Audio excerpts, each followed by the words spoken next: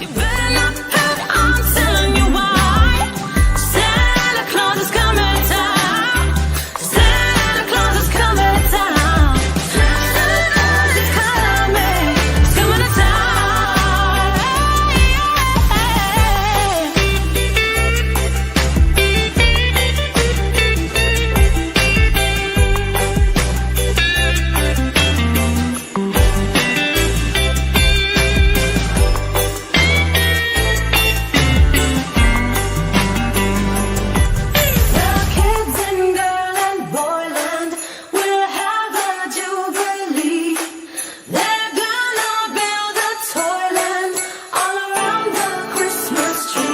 So you better watch out, you better not cry. I'm telling you why. Santa Claus is coming to town. Santa Claus is coming to town. Santa Claus is coming. Santa Claus is coming. Santa Claus is coming to town. Someday at Christmas, men won't be boys, playing with bombs like kids play with toys. One warm December, our hearts will see a world where men are free. Someday at Christmas, there'll be no wars, when we have learned what Christmas is for. When we have found what life's really worth, there'll be peace on earth. Someday all our dreams will come to be. Someday in a world where men are free. Maybe not in time for you and me, but someday at Christmas time. Someday at Christmas, we'll see a land with no hungry children, no empty hand. One happy morning, people will share our world where people care. Someday at Christmas, there'll be no tears, when no men are equal and no man has fears. One shining moment, one prayer away from our world today. Someday all our dreams will come to be. Someday in a world where men are free. Maybe not in time for you and me, but someday at Christmas time. Someday at Christmas, men will not fail. Hate will be gone and love will prevail. Someday a new world that we can start, but someday at Christmas time. Someday in a world where men are free. Maybe not in time for you and me, but someday at Christmas time. Someday at Christmas time.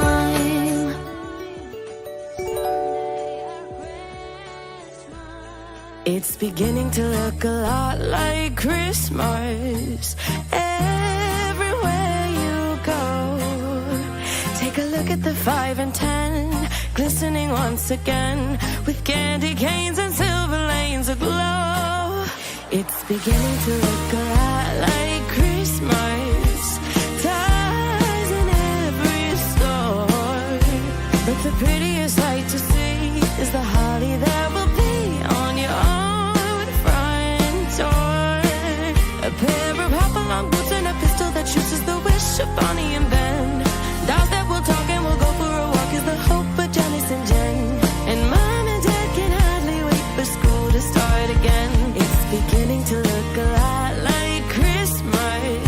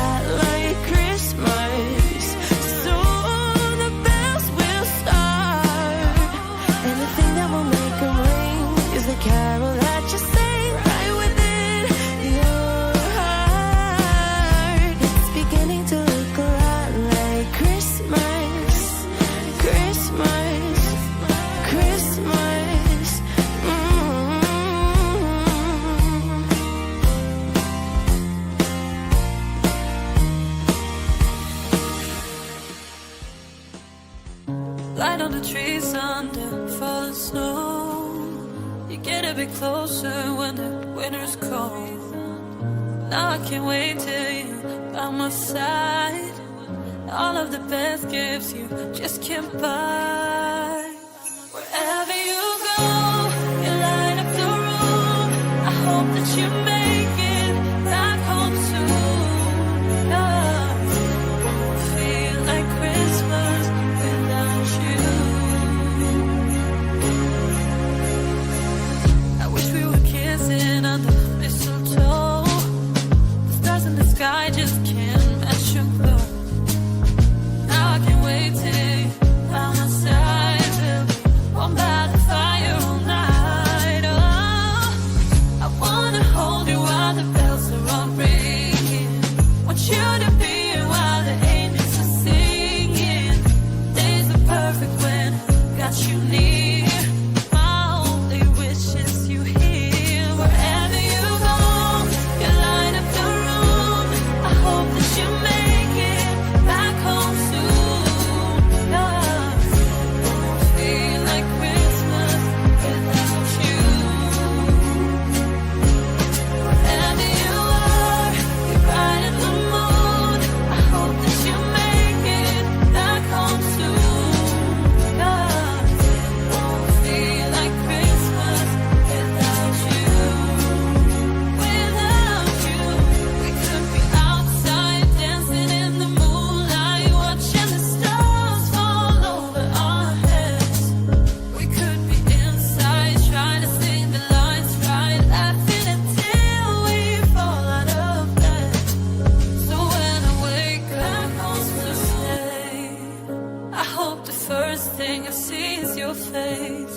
Wherever you go, you light up the room. I hope that you make it back home soon.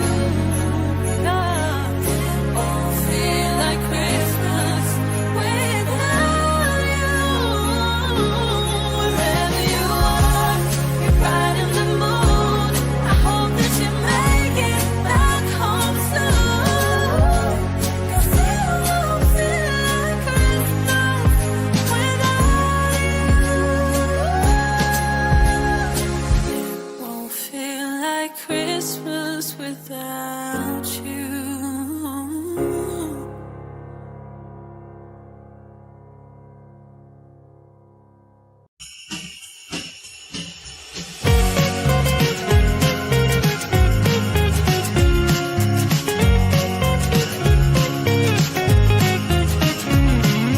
Here comes Santa Claus, right down Santa Claus Lane.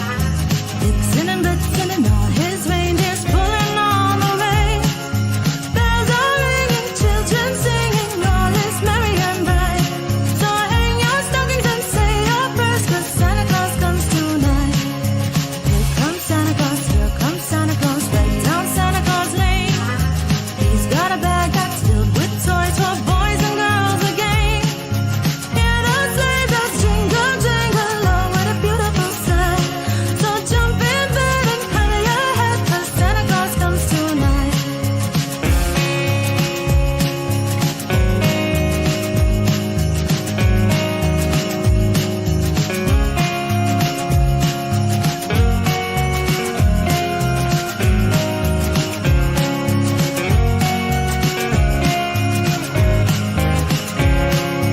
Here comes Santa Claus, right down Santa Claus Lane. He doesn't care if you're rich or poor, he loves you just the same. Santa Claus knows we're all God's children, that makes everything right. So fill your hearts with Christmas cheer, 'cause Santa Claus comes tonight. Here comes Santa Claus, right down Santa Claus Lane. He'll come around when chimes ring out that it's Christmas morn again. Peace on earth will come to us if we just follow the light. So let's give thanks to the Lord above, 'cause Santa Claus comes tonight.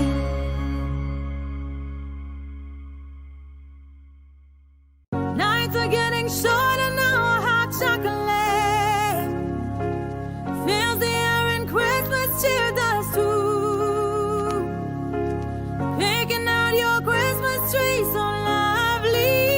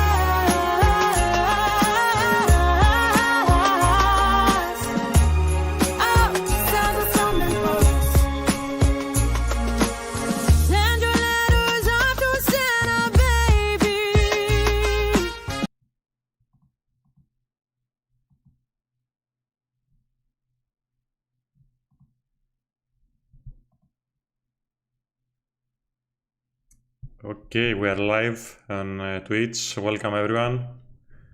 I'm gonna just connect with Spiros and Antonis and we are gonna start the session. Can you hear me? Write me on Twitch please, in chat.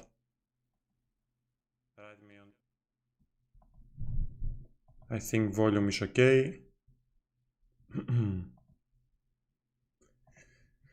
Okay.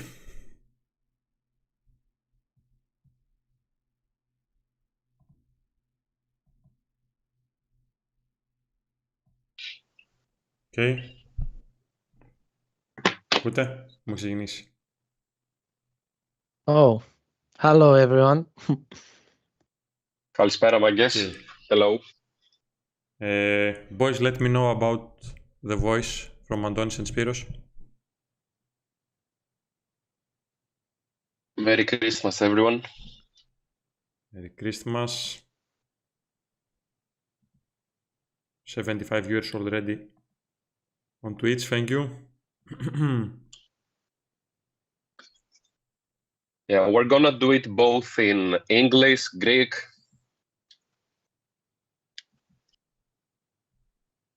Ας πούμε πρώτα στα ελληνικά τι θα κάνουμε. Θα δούμε κάποια hand history από το Discord server μας και παροτρύνουμε όλους όσους είστε εδώ πέρα είτε να πάτε στο Discord server και να αποστάρετε χέρια που θέλετε να κάνουμε review, είτε να κάνετε upload κάποιο χέρι σε μορφή URL και να το στείλετε εδώ πέρα στο chat για να το δούμε.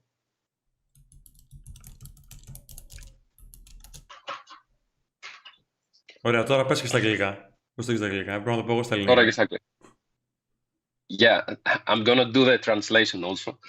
So, on today's stream, we're gonna do hand history review. You can either post hands on our Discord server, and we're gonna review on Twitch now, or you can upload URL with the hand history here on Discord.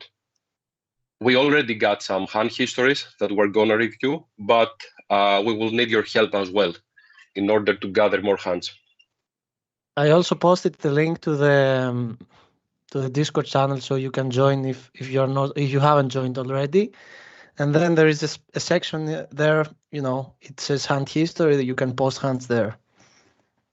And since we are live, we're gonna notice if something is posted. If Discord stay link is tuned. not, if Discord link doesn't work, just let us know in order to give you a new one. Someone asks here, Metal, are you going to sing some Christmas songs also?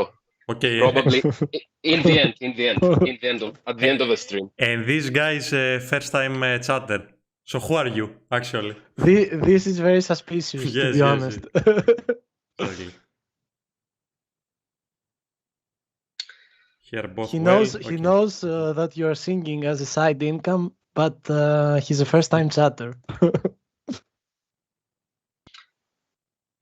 Okay, Metal, will you share your screen? Wait. Merry Christmas, bebebes. We already said that I'm not gonna share my screen. It's not gonna be difficult either. Show from Discord the hands or from Twitch. Welcome, Alex. Hello, hello. Welcome, Merry The main Christmas, everyone. streamer. Greetings from Malaga. From Malaga, okay, okay. This guy that asked about the song. I think I understood who. Yeah. Who is this guy? How is going, bro? Hello, Hildred. Merry Christmas as well. Okay, Discord link is working, so once you are in our Discord, check in the text channel in the hand history section and we're gonna reply on these hands. That's just post a screenshot. Welcome, Poker Freak, and Merry Christmas, Hildred. Welcome, bro. Okay, ready? Mm-hmm.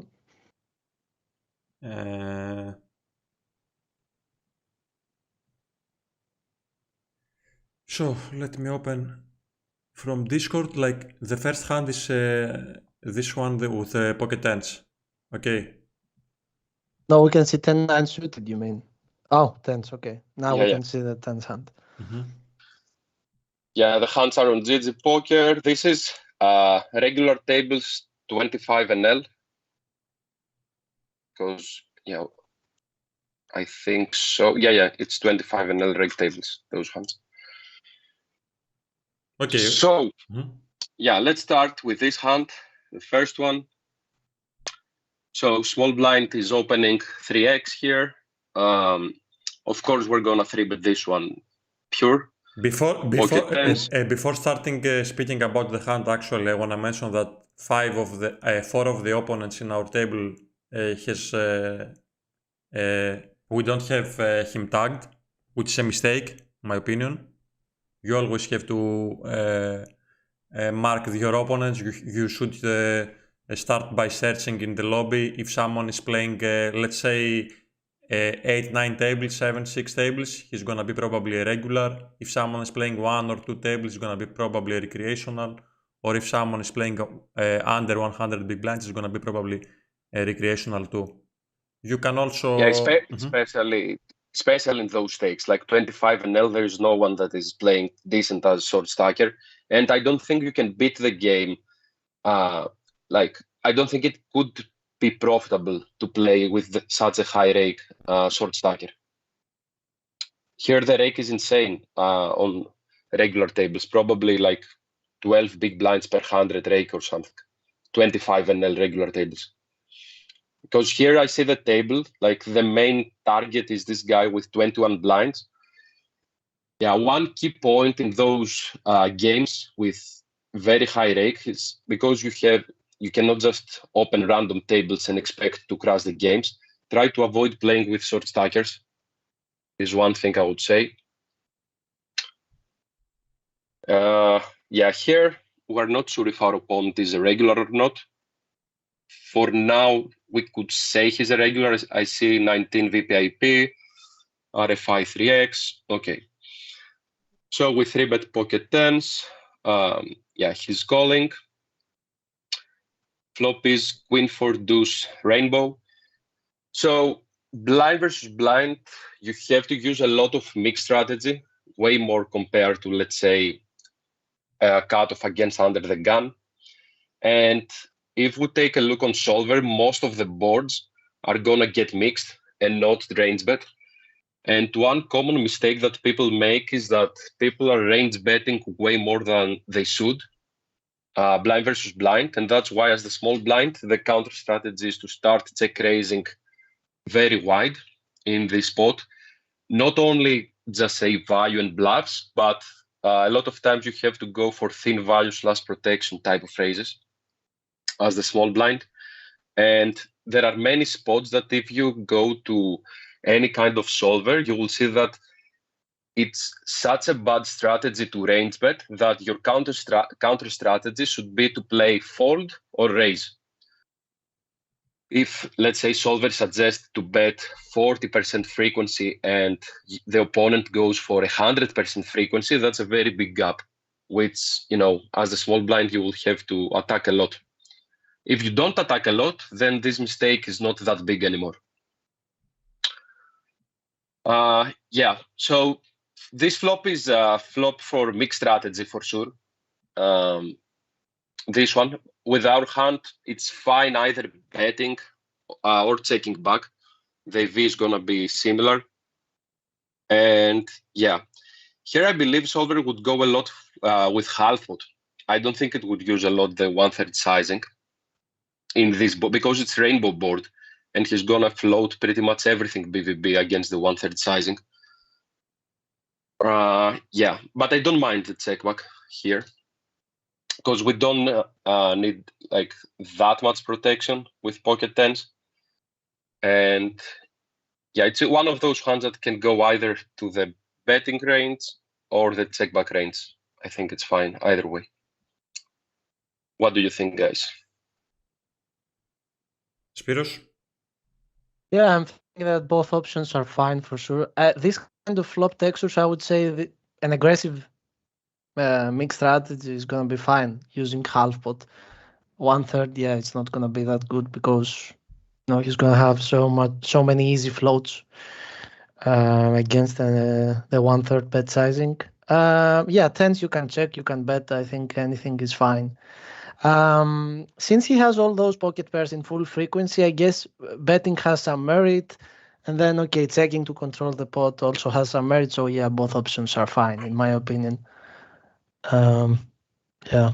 Yeah, one detail that I have to add here, that's super detailed though, is that when we have the spade in our hand, like here, and we're about to bet as a value, it's one extra reason to bet because we are kind of unblocking a lot of his backdoor floats. So imagine we got, let's say, diamond and club. Now we're gonna block more of his backdoor floats. Now we are unblock floats. So you wanna have spade here when you value bet, just to unblock his floats. And same thing if you have a bluff, you don't want to have a spade here when you got a bluff. It doesn't mean that you always bet with spade, or if you have a bluff that you don't ever bet. It's just a matter of frequencies. It means that you're going to bet a bit more here with a spade. And whenever you got a bluff here, just it's small difference with frequencies. Even the AV difference is not going to be big. It's just a detail. But here with a spade, I would say I would be more I want to bet more compared to not having a spade. But I wouldn't go for 1/3. Like I would go half pot because you want to put a lot of pressure to his backdoor ace-x type of hands. Yeah, sorry to interrupt, but Salniker is saying in Discord, Salniker also, you can type your questions in Twitch chat, so it's easier for the rest of the guys to also see your questions. He's asking if the small blind 4-bets as pre-flop if we're going all in with tens, but this is a question in Discord on the hand history section. Yeah, it's a mix. It's mixed strategy. Pre-flop, this hand half of the times goes as a call, half of the times goes as all in. But try to always not play a default strategy, but try to think actively. Because what does this half-half means? It means that the V of both actions is going to be the same. So either you call or you go all in, you're going to generate the same amount of money long-term. In theory. But if our opponent is under for betting, now it means that one of the two actions is going to generate more EV. So if he's under for betting, now we don't want to get it in. Against this guy, we are inclined towards calling more than go for a get it in, because we're going to generate less fold equity. You're going to get it in general, you're not going to get it in good shape, which will be the case most of the times in those stakes. So pocket tens, if I would play 25 NL, I would almost always just call here because I know people are going under 4-bet. Yeah, and also another thing in these stakes, like when you play 25, 50, even 100 NL, people are gonna play way more passive compared to how they should pre-flop. So it makes also less sense to trap pre-flop with aces. If you take a look on pre-flop sims, you will see that pocket aces, in every single spot, they will get trap as a call against a 4-bet. But in those stakes, it's not a good idea. Here, BVB, of course, yes, because even in those stakes, like the ranges are going to be wide.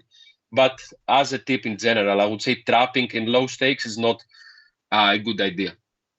Even post-flop, actually, because people are under bluffing, and a lot of the EV that you generate from trapping is that your opponent is going to bluff you. If he's not going to bluff you, now you just lose value. Okay. So we check on the flop here, which is fine. And how you can control your frequencies is by using RNG, of course. This is the way, but whenever you play micro stakes, it is, I would say, I wouldn't advise people to use frequently the RNG whenever you play low stakes, because mixing means that two actions got same EV, as I told you before, which in those stakes, it's not true, because people make such a big mistakes that one action is going to have higher EV compared to the other action. Yeah, so here, for example, I would say that because I told you about the spade, if I want to take an action here as a pure without RNG, I would bet here, my pocket tens. And the hand that you can always check back is something like jacks without a spade, for example. Yeah, and even if you range bet in this kind of stakes, you're not gonna get punished. So I mean, they're not gonna check raise you or call close to equilibrium. So I guess range betting could be okay, even in this board. Yeah, depending on the opponent. Yeah. Yeah, you could go for very high frequency bet for sure, and try in general to attack a lot in those stakes, because they don't have a good counter strategy. They will play very passive. So this is what you want to do. Like whenever you are not sure to play mixed strategy or range bet, just range bet. You should have very high C bet in position, even in a single raise pot, 3-bet pot, or 4-bet pot. And a lot of times a common mistake is that maybe you choose a certain action, you go to solver, and solver says, here you have to use, for example, mixed strategy. But yes, that's true. But solver, remember, always plays against the solver. Here you play against the guy 25 NL from China, I think. Yeah. So that's two different things. Don't try to copy solvers, especially in low stakes. Actually, don't try to copy solvers. Solvers is just a tool to understand theory better and how, in theory, spots should work and how you have to change your strategy based on your opponent's counter strategy. Okay. Do you want to add anything, Metal? About the flop? Yeah, in general, about what we said. No, I agree with you. With those tens also, we're blocking also some 10 queen suited from the small blind. So it's gonna be a reason to bet frequently on the flop with half pot BVB. Mm-hmm. Okay. Yeah, and here we check back. He overbets on the turn and we fold, which is that okay. That's like huge mistake here. We cannot fold pocket tens. It's very high up in our range. Like it's one of the best hands we got at this point. Even though it sucks that we got club in our hand because we're blocking some of his bluffs, but we cannot fold here. That's like overkill to fold here. Like he exploit. Actually, we can't afford our entire range here if we fold tens. Okay, we got some trips that we could check back, like some, because we 3-bet polarized preflop, so we got some like queen 7 off, queen 8 off, maybe we could check back. But after the trips, that's the best type of hands we got, like some tens and jacks that we could potentially check back on the flop. Yeah, that's like easy call, especially. Yeah, I don't like to see the overbet, but we have to call here. You cannot do anything. He could have ace-3, ace-5. He could have something like 5-6, flush draw.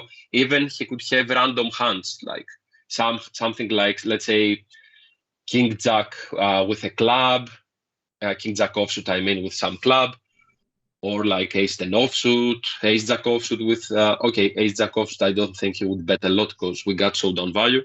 But he could even have random hands in his range. Yeah. So I would say called here. One of the reasons that Hero might be folding here, which I don't think is good as well, is maybe because small blind uses a weird size because okay, this is not a usual size, and I think in theory even it's not gonna be good even in theory. So what do you think? Can you do when you see this kind of? Do you make any assumptions when you see these weird sizings and you start deviating, overfolding, or what do you do in these kind of spots? Yeah, it's fine overfolding here. 25 NL plus overbet, it's always a bad thing. I think you learned that the hard way also. Let me know in the chat. Like when people overbetting in those stakes, most of the times is value heavy, but still we cannot fold here. I think if something here, his range is either value heavy or equity driven. So either he got like trips. I don't think he got random hands, I would say here. But you never know. It's a guy from China. You never know.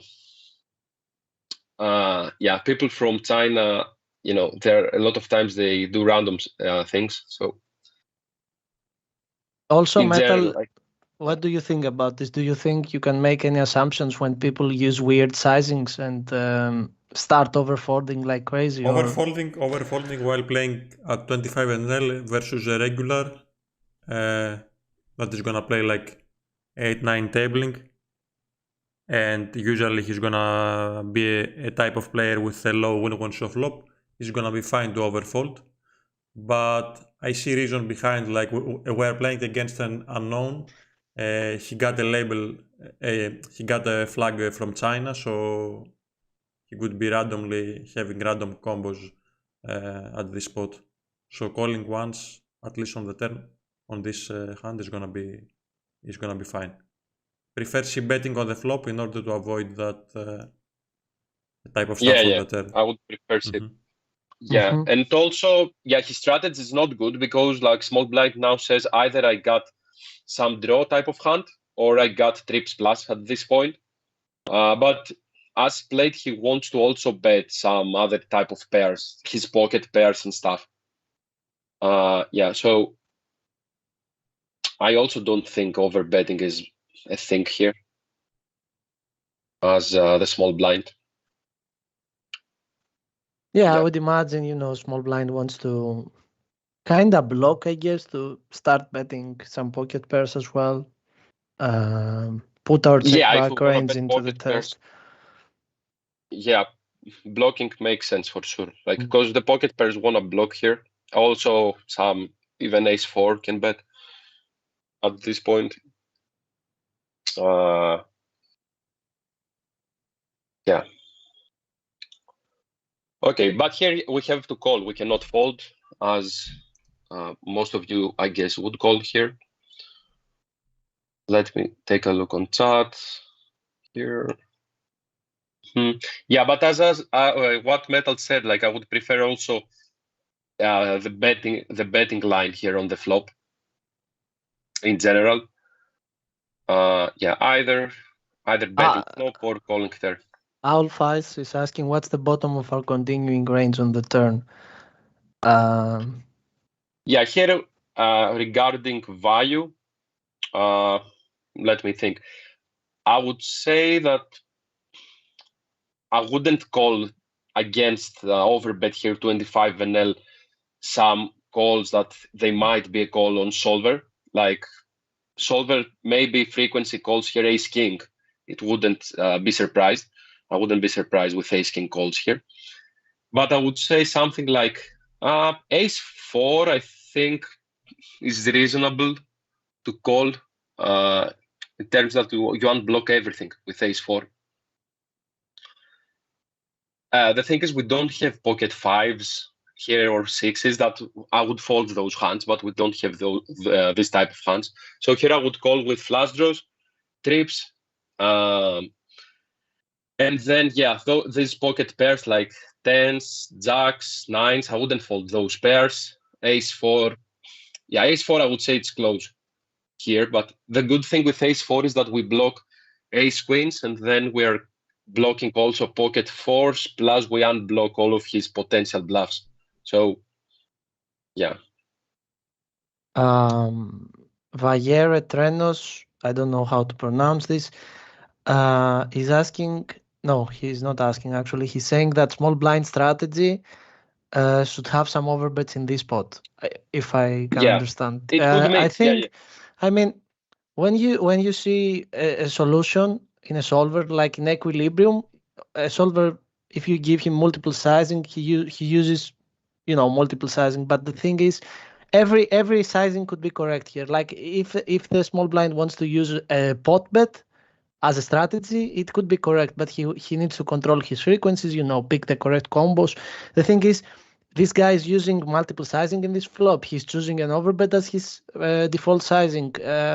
It should be like the question here, because if this guy, bets 1/3 and then he chooses, to bet an overbet, very unbalanced in this spot with only nuts or something, and not control his frequencies, then I don't know. Using only one sizing should be the play here from the small blind. Yeah, it's a weird spot because most people would go for like a range bet as the big blind here on the flop.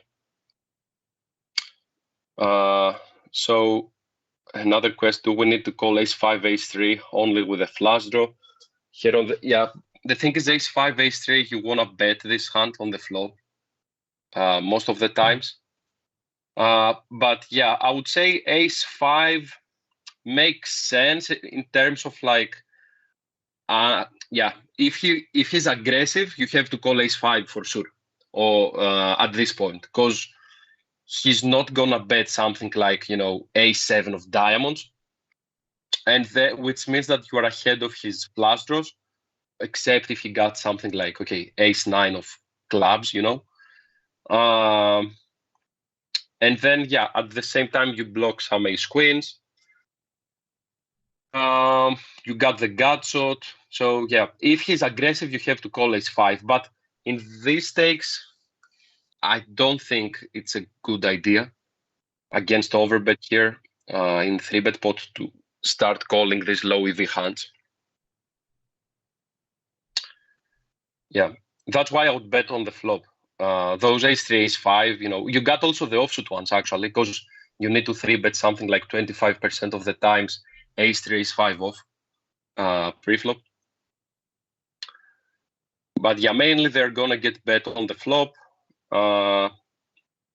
And then depending on our opponent, you could call on the turn. Like it's a close hand.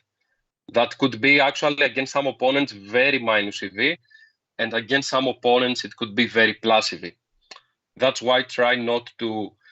You have to try to kind of go with the player and not just try to copy solvers, is what I told you, because nobody will play like solvers, especially in this type of stakes. But it's a reasonable call for sure. Ace-3, ace-5. Okay. Let's go to the next hand. Go to the next one, yes. 10-9 suited. So, Spiros, you want to talk about this hand? Play deep stack here. I see the under the gun is opening. Oh, yeah, go ahead, Metal. What would you say? Like this blue is for the regulars. Okay, blue is regular. Okay, so there is a fish on the button. I mean, a recreational with high VPIP. But I don't think I was gonna ever cold call from the middle position here versus an open, even though there is the recreational on the button. And 10-9 suited is for sure very wide here. If the recreational is on the blinds, maybe I would consider having a cold calling range, like for example, maybe jacks only. I don't know. It's a weird spot to have a cold calling range, even if the weak player was on the blinds. But I think the first mistake on this hand is the cold call pre-flop. And then the cutoff is squeezing. I would say this is an oversized squeeze, in my opinion. Like he could make it like 8.5 here, something like this. 11 big blind is definitely an oversized squeeze. I don't know if he's adjusting because we are deeper. The under the gun is not deep though. So I would guess this is his default sizing, or maybe, he has a strong hand and wants to squeeze from the bigger side. The under the gun folds, and then I guess we have to fold as well pre-flop, I would say. I don't know if you agree. Maybe like the villain, here the hero calls because we are playing deep, but playing deep out of position, I agree that it's not going to be profitable to call versus the squeeze on this spot. I agree also about the call pre-flop from middle position. Playing versus the recreational at this position, which is a bad seat at the table, we have to be tighter. Like if on this spot, like we are on the button and recreation is on the small or big blind, 10-9 is gonna be okay. Raise size is also small, like 2.2 big blind, so it's gonna be okay. But yes, in general, this is only like a pre-flop spot, and pre-flop is like we have to pay attention about our pre-flop game, especially on GG Poker.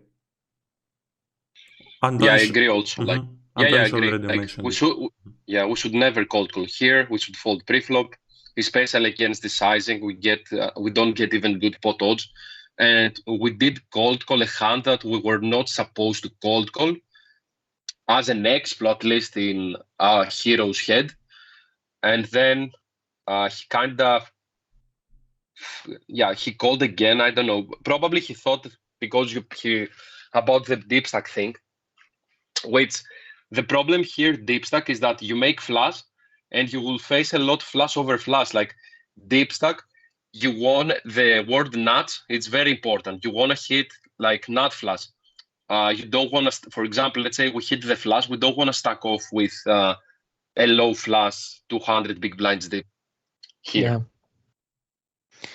So yeah, it's all about creating setups, deep stack. So you have to be tricky and try to avoid hands that you could be on the wrong side of the setup. I think this is a classic situation where one mistake led to another. Like it's something that you see very frequently, I guess, in lower stakes. You know, here the mistake was called calling pre-flop. Then we called the squeeze. Yeah, things got weird. And then as Metal said, a lot of people, in my opinion, underestimate how important is pre-flop. Like there are so different dynamics that you can face while playing in poker tables, and like mastering the pre-flop game is so important and can give you so much EV in general. Mm-hmm. Yeah, I agree. And also remember, whenever you see some chart, pre-flop ranges and stuff, remember those are just, it's how GTO should play against GTO response. So you have to use your pre-flop ranges not as a rule, but as a guideline, especially whenever you play micro stakes. 9 out of 10 times, you should deviate pre-flop. There is a reason to deviate. Try to think out of the box. Don't just copy ranges. That's like one common mistake that people make whenever they play on lower stakes. They just try to copy and not actively think about decisions, even pre-flop or post-flop. But it doesn't work like this. So whenever our opponent changes his strategy, we have to also deviate from the default strategy as well in order to maximize our EV. Okay, let's go to the next hand. Here I say like we give up with, in the end, with 10 high, which, okay, it can never be good, especially in this run out. At some point, I would bluff on the river actually. But yeah, let's go to the next hand, because this is a hand, we shouldn't be in this spot at the first place, so it doesn't make sense to even continue talking about this hand. Go to the next one.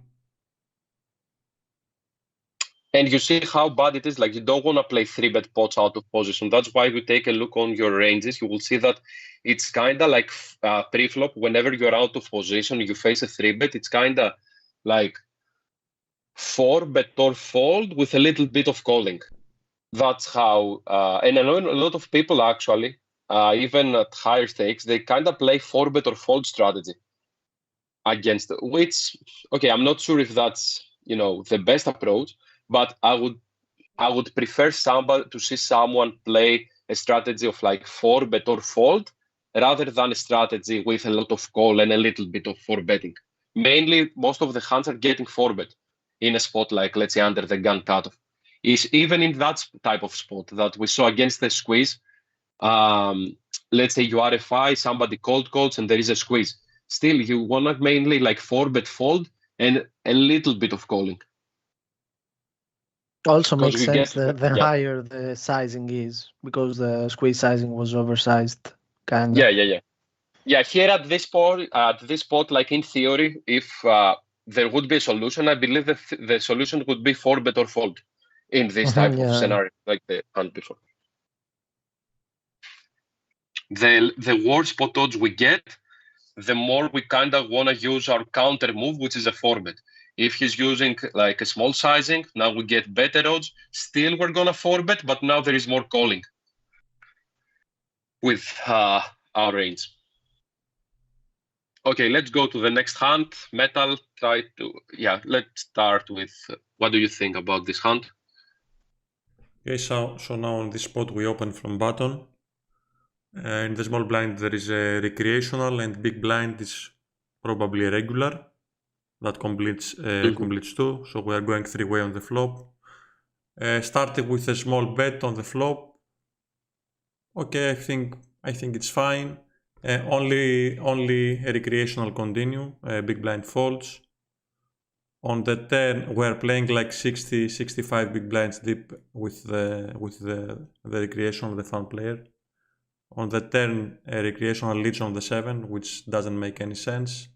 We decide to just call.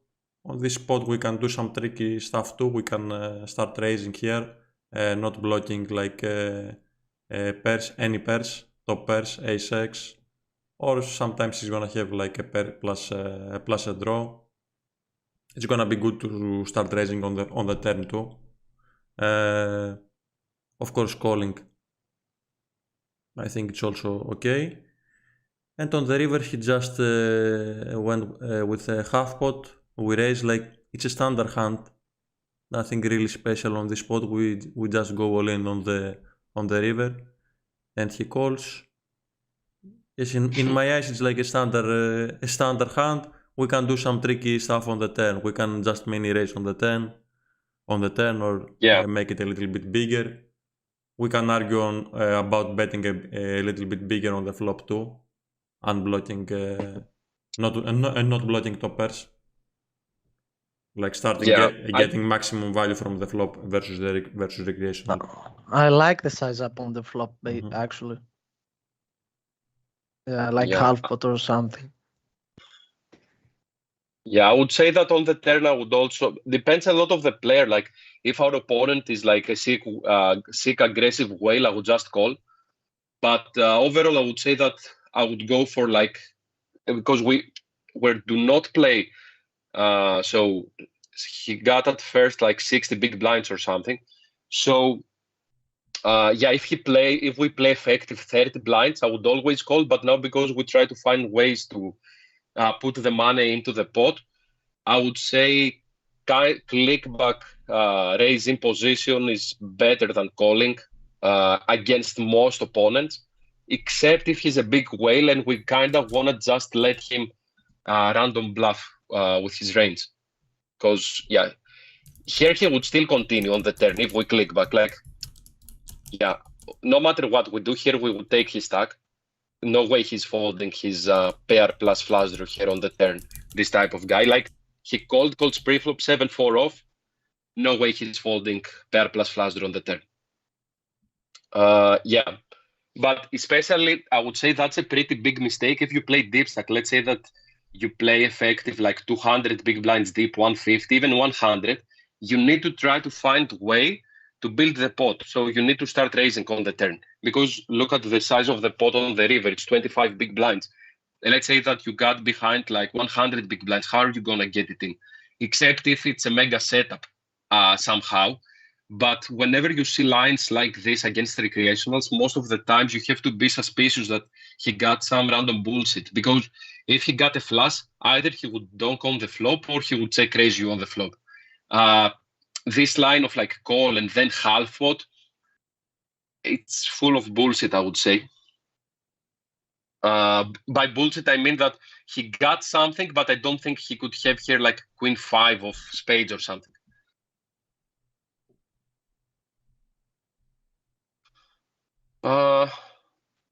Okay. Let's go to the next hand. Okay, going to the next. Guys, if you want to post also some hand history, you can join. There is a question about the hand before, before Yes, you go. Yeah, about raising on turn here. Do we want to do it more when 100 plus big blind? In this example, just call river. Yeah, the deeper you play, the more the more you wanna raise, as I told before. Whenever you play shorter effective, you could just call because you're gonna get it in either way. Yeah, but whenever you play deep stack, especially against fishes, try to go for full value, for maximum value. Go for thin value bets. This is something that I don't see from players at low stakes. They miss a lot of value. They don't go for thin value bets. They use wrong sizings because, this guy, for example, that we play here against with a 7-4 offsuit, this guy's a big whale. It's not just a fish. So you want to try to find a way to take maximum value by using big sizings. And whenever someone plays like this, cold call small blind 7-4 offsuit, he's gonna be a station for sure post flop also. No way he's like cold calling 7-4 off and then he's gonna play nitty on the later streets. Okay, there is a chance, but it's low chance. Most of the times, these type of players are gonna be stations. So yeah, going for fat value, try to find the correct sizing is very important. And here we don't talk about, look at the hand, like we don't talk about theory and shit. Here you have to kind of use your brain on like, how can I take his stack? What should I do in order to, how should I play my hand and not my range at this point? Because you try to maximize the view of the specific hand that you hold in order to take his money. Like way more, you need to play way more by intuition, straightforward against this type of opponents, and not try to trap, balance your bluffs, value combos, and stuff like this. Fully explo. You want to play explo.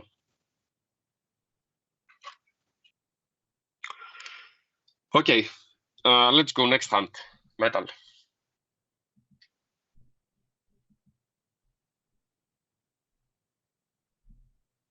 Okay, next hand. Spiros, do you want to talk? Yeah, sure. Okay. Okay, so we open from the cutoff and then button cold call, small blind completes. What is do we have any info about the red tag on the button? Because I guess small blind is a recreational tag. Both recreational. Okay, and then the big blind complete with his kind of reg, I guess, 22 VPIP. It's going 4-way, and then we flop top pair with a flush draw. So the action is on us, and we decide to check which. Okay, I think it's fine. We are playing versus two recreationals. We have a weak king X with the flush draw. Maybe there is an argument here to be made. We want to put some money in the pot since we can find the nuts in the later streets versus two recreationals. We're also 100 big blind effective versus the guy on the button. So I guess betting could be okay, but checking is certainly fine. It's not like I disagree with the check. Then the button bets, small blind raises, big blind folds, and we call. Okay, the action. In this action, if I had the king 5 without the flush draw, I'm folding already. Like the button is betting and then the small blind is raising. If we call here without the flush draw, we're gonna be sandwiched with a weak king X because the button is for sure calling. Since he bets the flop, he's a recursional, he's not gonna fold. So I think folding without the flush draw makes sense. With the flush draw, I don't think we can fold. We cannot raise as well.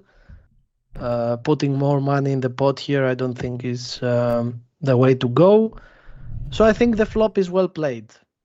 What do you think as well about the flop? Yeah, I agree pretty much with what you said here. Yeah, I would go with what you said. Yeah. Playing against I two don't think recreational, folding is not an option. It's not going to be an option here. Top pair plus flush draw. Yeah, with the flush for never folding. Like, do you think a bet is gonna be better overall? What do you think on the flop? I don't think it would be better. I just want the button to also try to do random stuff. I want to let him to give him the chance to do random stuff here. Our hand do not need any type of protection. It's not a hand that we could go for 3 streets of value on brick runouts.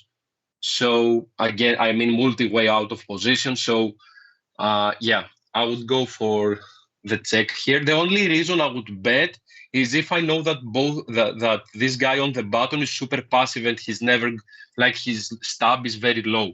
If his stab is something like 20, 25, then yes.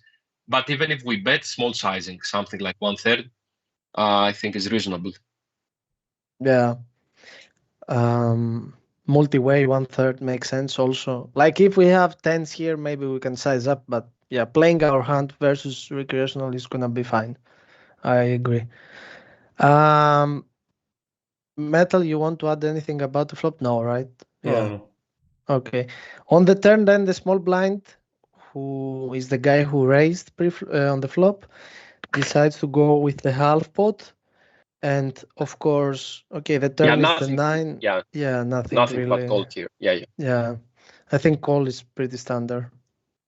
And then the river, I don't think we can do anything else here. We also have showdown value. I think the hand is well played. This one, I wouldn't change anything. Maybe I told you, like, if button is super passive, because we kind of wanna let him do random stuff, but if he's gonna to, let's say, for example, most of the faces would stab here something like ace-10 on the flop. But now, if this is the tower, most faces would stab their flush draws or like their gutshots and stuff like this. If this is the type of player that is gonna bet, let's say, something like good top pair and then check back a lot of his draws, this is the type of situation that we wanna start betting ourselves here for thin value on the flop, slash, on the turn we can hit, but still it wouldn't be. Yeah, I can't see scenarios where the run out is brick and we go bet here. Yeah, me neither. Yeah, except if we got some sort of note. That's also very important, guys. Try to, especially, again, like I said 100 times, but especially in this type of stakes, super important to keep good notes. And by good notes, I mean that because you're going to deviate a lot from theory, you want to kind of use notes as efficient as you can. Don't, because one common mistake that I see from people is that they open notes and they write down something like, this guy goes on a 3-bet pot on flop king, jack, jack, check back, and then like they kind of describe the whole action. You want to make notes like station or calling station, because whenever you play a hand, you kind of want to be on point with your notes. You kind of want to, especially whenever you play 4, 5, 6 tables, no way you are going to read the action and then try to make assumptions from this. You want the final assumption, like not to type down hand history or whatever. Try to be as effective as you can with your notes. And also another thing you can do, let's say you play 5 or 6 tables, you see that there are some whales on the table, but you never played a hand against a whale so far. You can go to the GG hand history and you can kind of see hand history that the whale played with another regular and make notes out of this. That's also very important, because what guys do most of the times is that they will never make a note or pay attention in general on a hand, except if they are involved in the hand. You want to pay attention also whenever you are not involved in the hand, because when it's your time to get involved in the hunt, it's important not to. It's important to have some notes and about what I told you before, if this guy is passive or not. I hear a weird noise. Yeah. Maybe for me. You hear as well. Now? No. Okay. Yeah. There's a question Also, on the hand. yeah. Okay. To finish with that, also with the labels, very important to try to have accurate, good labels. Yeah, the thing about labels is it doesn't have to be something very complex. Like, for example, categorize regs into 4 different labels, or recursional into 5 different labels. You can have like 2 colors or something, and then some small notes in the player, and then but basic notes, like also Robur said, not complex notes, because it's not going to be efficient during a hunt. At least in my opinion, this is what I do with the labels. Yeah. Also, that's a common thing that I see as a mistake. Like, people have too many labels, and labels that are similar to each other. So try to keep it simple and effective, I would say. Don't complicate things. And yeah, that should be in general your approach. Like, it's way better to have, not only about labeling in general, I mean, it's way better to play perfect a simple strategy than play a complicated strategy in a medium way, let's say. Try to have things simple in your head, know your strategy, and that's the way to move up. Like, okay, whenever you move up, you will complicate a little bit things, but in this type of in these stakes, try to have simple strategies. That would be the way to go. Metal, do you want to answer to this question on the chat from Lemahogany? Okay. It is a big mistake to fall on this specific turn with buttons still to act. In general, not only versus 2 fishes. It's not gonna be a mistake, it's gonna be an okay spot to fold the King 5 suited playing versus 2 regulars. Imagine that one of can easily have like a set on the spot, like pocket 10s, pocket 7s, cold calling from button or small blind. The other can have also a hand like Jack Queen suited, and on this 9 on the turn, also the straight gets there. We're playing like sometimes versus a set versus 2 pair, King 10 suited. You are playing sometimes versus an ace high flush draw. And we don't close the action on this spot. Like button is gonna have here frequently also a straight or top of range too. So he's gonna sometimes shove on the turn. I think it's fine to fold on the turn. And considering donking when we hit, if this question is while playing versus 2 regulars, like I don't know, I like it's gonna be a complicated strategy. 3-way donking versus a regular. It's not something that we have worked in our game. Yeah, it's not gonna be a donk because the action is on the small blind. So the small blind will check, so we're gonna bet it's not gonna be a donk. Correct. Yeah, and also here on the river, yes. 0%. Yeah, there is no way this is gonna be against regulars, because regulars will not call from the small blind. Here, a regular will squeeze a lot to isolate the fish on the button. Yeah. Maybe a situation where the big blind is also recursional regular, we find some but calls. I mean, most of the times this is gonna be a scenario that involves a fish, includes a fish to the to the pot, or at least a fish, like 3-way with someone being at the small blind. Yeah, but here on the turn, I don't think, to be honest, we can ever fold because it's only half of the sizing. It's a small sizing. Even with regulars, I don't think it could ever be a fold. Like top pair plus second nut flush draw against half pot here. Yeah, half pot is kinda small. I agree. Maybe if the pot was bigger and the SPR was lower, maybe yes, but Yeah, but in general, you have to avoid dominated hands multi-way. That's key point. It seems a lot like for you that play Omaha, try to avoid dominated hands because here it's the same thing. We play against 4 cards, not against 2 cards. So everybody will have a little bit of equity, which will decrease our overall equity against combined ranges. So avoiding domination and multi-way, super important to avoid this type of hands, I would say. All right, I don't see any other questions, so we could go to the next hand. Okay. Thanks guys for all the new follows.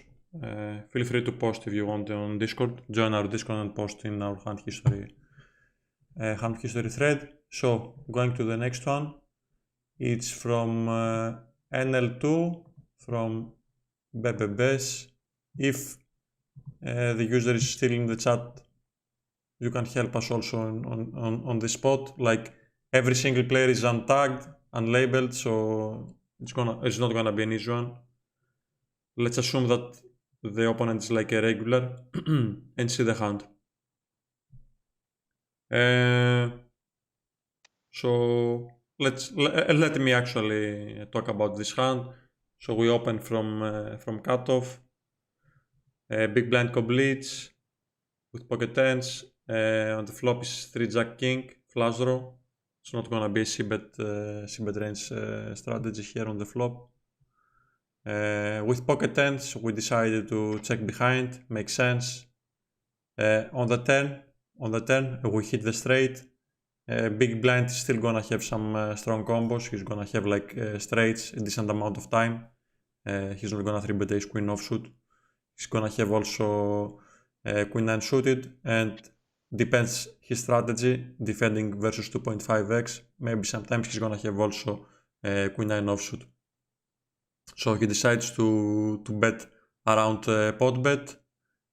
We call with our set, and on the river 4 card straight gets there and a flush draw gets there, so it's like a very bad river, and he decides to go like for something like 140% of the pot overbet.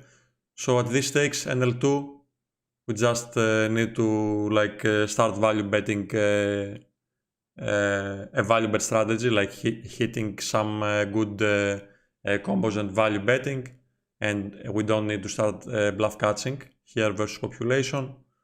I guess overfolding is gonna be the way here. We're losing like from many queen x and any flushes. Yeah, one advice I would like to give is that on the flop, whenever you play this type of stakes, try to, again, as I said before, don't complicate things. What means complicate things means to play more mixed strategies. That's complicating things. If we go to any solver here, solver would advise you here to play a mixed strategy with a big sizing here, which would be like slight overbet actually here on this flop texture, like 110. But in this type of stakes, I would just go with a range bet. I wouldn't try to complicate things. So your stat c-bet in position in a single raise spot in this type of stakes should be at least 80%, even though in theory should be something like 65, late 60s, let's say. In this type of stakes, this is how you exploit the pool, because they will not have a counter strategy, which is the check raise. So even if you go to, let's say, Pio solver and you start node locking, and you change your opponent's strategy, not only when it comes to under check raising in terms of frequency, but also when it comes to how he will construct his check raising range. Because, in theory, he should raise some value combos, he should raise some bluffs, but then he should raise, when it comes to bluffs, not only some natural bluffs with equity, also some unnatural bluffs with backdoor equities. Then he should start raising some hands that are merged, which means thin value / protection. This is how GTO check raise frequency would get constructed. But people, not only they will under check raise, but they will construct the frequencies in a wrong way as well. So if you go and start node locking, changing on how you believe he will construct his range, you will see that the final strategy that solver will give us would be to just range bet here. And they feel that the range bet strategy will generate here will be higher than the original strategy of the slight overbet. So that's why I would say that whenever you are not sure, just range bet. 1/3 range bet in these stakes. And here still, I believe like betting would be better than checking. Even though, yes, if we play a mixed strategy, this is a hand that wants to go to the check back range, I agree. But still, I would range bet here. Every 3-2 Broadway flop, I would just range bet.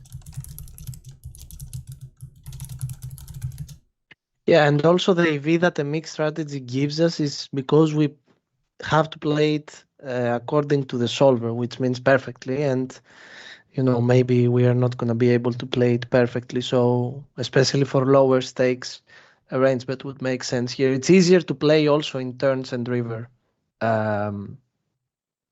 for a beginner player. Should I say? I don't know. Yeah. Try you to just range keep, bet and try to keep things straightforward, easy, and go a lot with range bet. A lot of range bet you need to do in this type of stakes. Even like I've seen people range betting to be almost everything in every single flop texture. So I would rather see you, let's say, c-bet everything 1/3 rather than using random mixed strategies, I would say.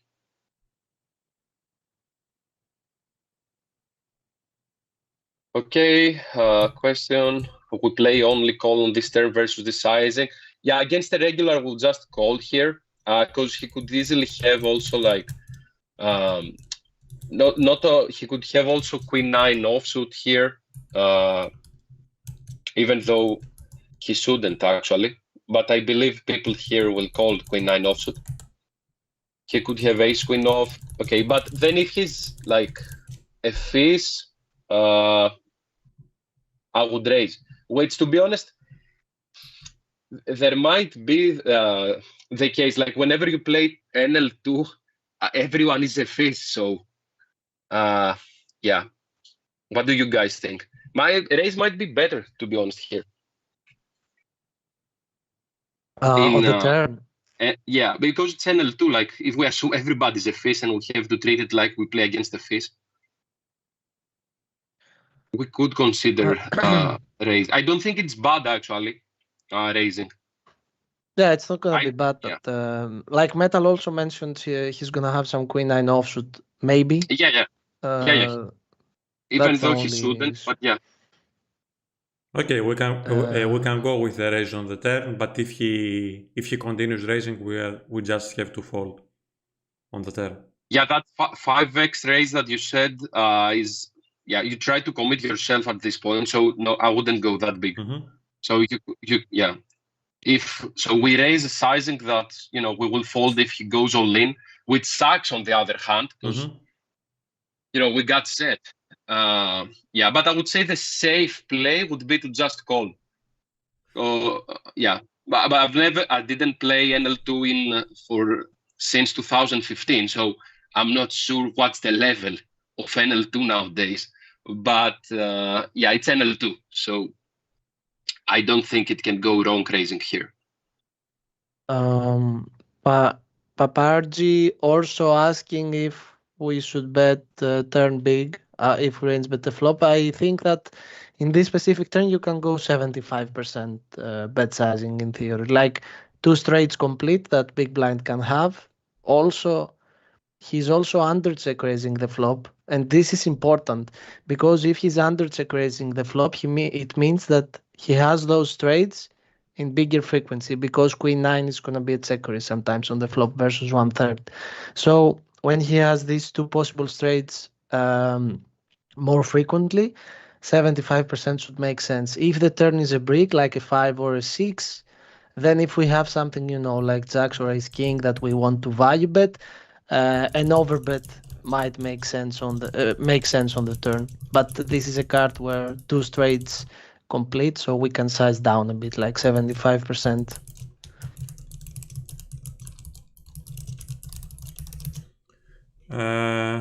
Okay, anything? Yeah, I saw it here. Yeah, so because I feel like range bet just keep complete thought process and autopilot. It is autopilot. It is a simple strategy. This is how you exploit the player pool. Still, there is thought process. You will play turns, rivers. There are a lot of decisions to take. I meant for in position, in this specific spot, I didn't say always close your eyes in range bet. Here in position, single raise spot, I said that you have to over range bet. Yeah. That's how you exploit the player pool. Okay, and about Papargy, in general, yes, it's gonna be a big size on the turn, but in general. Spiros also answered you about this specific turn. Yeah. Okay. Going to the next one, I see like that we have like plenty of hands, so I'm gonna at least go for one hand for each for each guy that posted now on the Discord. We have seen that, okay. So let's go for this one. It's a hand played on GG Poker from Keep It Cool. You can also give us some guidelines if you want on Discord about our opponents. Even on the Twitch chat, maybe. Yes, sorry. On Twitch chat, it's much better, not on Discord. If I said Discord. Yeah, but we see here also the stats like VPA, PPFR on the left. So this is the cutoff to 5-0. Didn't. Yeah, there is the VPA, PPFR. Indeed. Okay. Yeah, That's good. So we're playing versus the big blind. In this sample, he's playing 21-12, so it's gonna be a recreational. And we open from button, he calls from big blind. On the flop, we use a strategy where we bet like, how much is this? Like 8 big blinds. We hit a straight, we bet 8 big blinds. A big overbet, 150% or so. What do you think about this size? No, we have the ace queen metal. The straight. Sorry. I just saw like here like the king 10. Yes, sorry. Yeah. Okay. So we got ace queen. Okay. We go with a big overbet. Opponent calls. So on this spot, I don't think like the optimal is like to go with that type of size, but we're playing versus recreation, so we need to see how we're gonna extract the most money. Like if on this spot we got like the king 10 unblocking any pair and any flush draw, I think it's gonna be a fine explore strategy. But blocking top two on the spot, I don't think it's gonna be like the best strategy, and it's not like a big fish or something. Like this guy is playing only 21-12, so I don't really like our size on the flop. I don't know. Yeah, I agree. I agree. Like even if you want to size up here, you want to go like 3/4 or something. That's overkill. To go for 150%. Blocking, calling range, and also there are a lot of turns that can change the equities here. So we don't want to see a diamond. We don't want to see here a jack, a 10, a king. So yeah, I wouldn't overbet, no way here. I would go like, depends. Yeah, if he's a fish playing 21-12, because I see his full stack. Maybe it's just a matter of sample. I don't know. Yeah, I would go 3/4. That's the biggest I would go here. I wouldn't size up more. But normally, normally here I would just go again 1/3 range bet on the flop as a default strategy. I wouldn't use a mixed strategy here on a 3 Broadway flop. He got so many low hands that they're gonna snap fold either way. Either you go, big or small, he's gonna fold his 5 deuce of hearts, His range is pretty inelastic. A big part of his range is very inelastic here in those 3 Broadway type of textures, button big blind. Yeah, and on the turn, we continue with big barrel here, which, okay, on the turn now, it makes sense to, bet big, especially against the face. We're trying to find a way to go for stacks. Yeah, maybe it is a bit bigger than it should again. So still we can get it. And you see on the river, the pot is 83 and the jam is 65 big blind. So yeah, I would go here on the flop 3/4, and then on the turn I would go like something like 150, let's say, overbet. Yeah, but we have to overbet here. Double flush draw. He's gonna have a lot of pair plus flush draw, pair plus gutshot, a lot of like combo draws type of hands. So we wanna size up here. I like it. And yeah, clean run out, as clean as it can get. We get it in on the river, which is actually he donks. Yeah, yeah, he donks. Yeah. But we call. Okay, we cannot do anything. We got top 2 here. Yeah, we call. That's a setup. Like even if the action goes from the flop, like check raise, bet jam, we need to get it in here. That's a setup. You cannot do anything here on this hand. Geronimo asks if we can check on the river, but we can't because we're on the button. We're last to act. We're not first to act, Geronimo. He probably means if the small blind checks. I don't know, maybe. If we can check behind. Okay. He says to induce, so yeah, he thinks, yeah. Okay. Yeah, we're the last to act. Yeah, so we always, if he checks, we're always gonna shove on the river. And of course, if he donks, we're never gonna be folding. No worries. I understand that. Yeah, Sir Alex says makes sense to overbet on the turn where too many bad rivers to come. Yeah, here you don't want to just think about your hand. Even in general, in theory, yes, you want to overbet because you want to think about your range, and this is how your range want to play. The high cards are better for us. We got aces, jack, queens, king, 10 suited. Our opponent is 3-betting this type of hands. But even this specific hand against recreational here, we want to charge his draws a lot. We don't want to give him a free river. We want to put pressure to his range. We don't want to to tell him, okay, take a good price, see river. This is what we don't want to do. We want to charge his draws, put his range. Like always, you have to put him in a tough spot. You don't want to give easy decisions.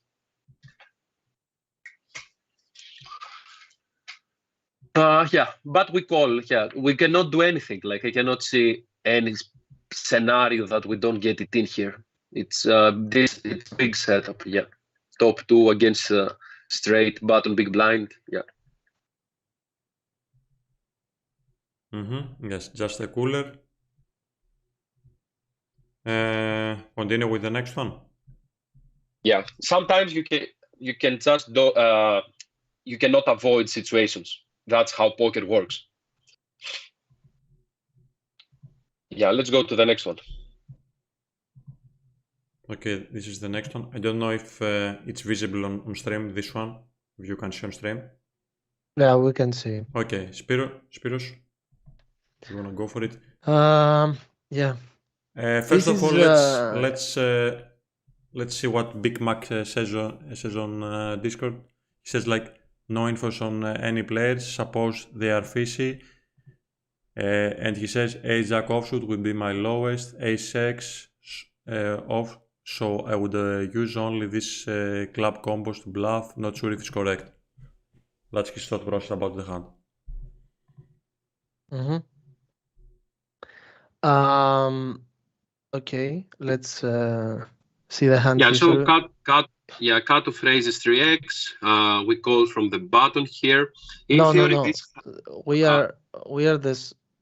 I think we are the small blind. yeah, we're the small blind. My bad, because I saw the green one. I thought it's us. Mhm. Yeah, cut of raise is 3x. Button calls. We squeeze to 15 blinds.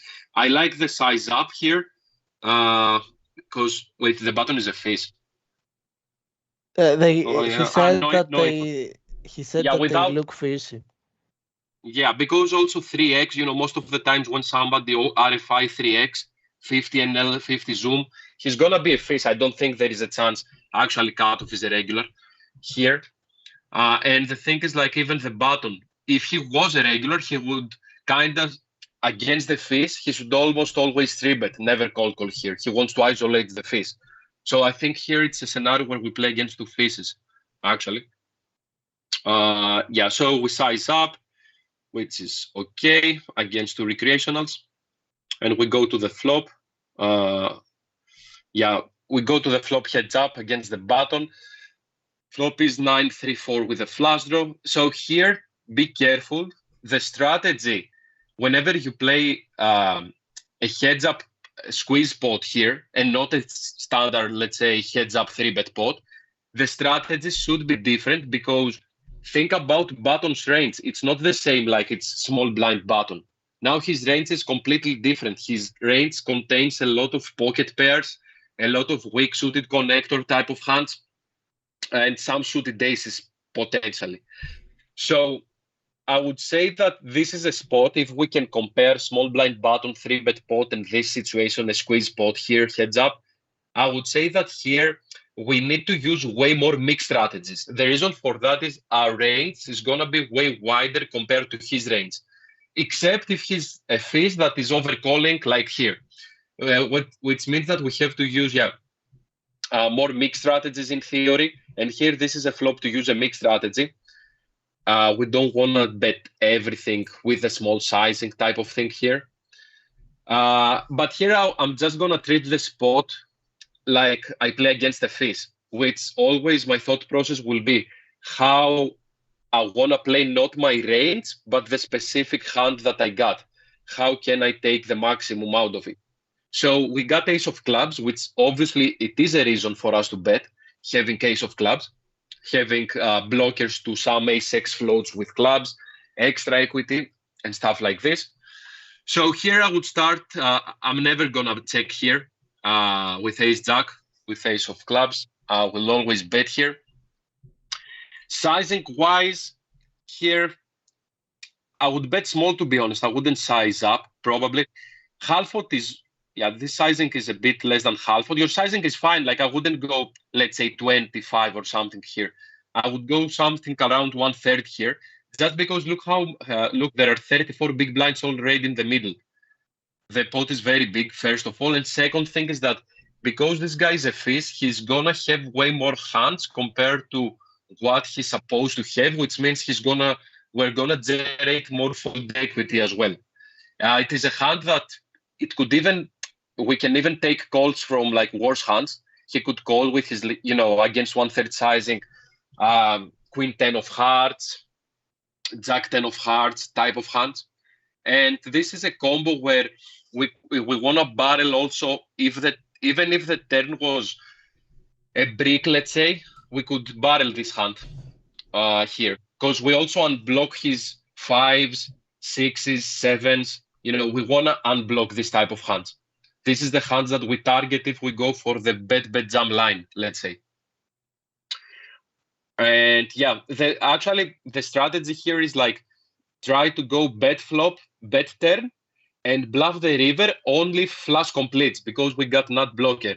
If the flush misses, we want to give up on the river. So here we bet. I see a call. Okay, now we got nut flush draw.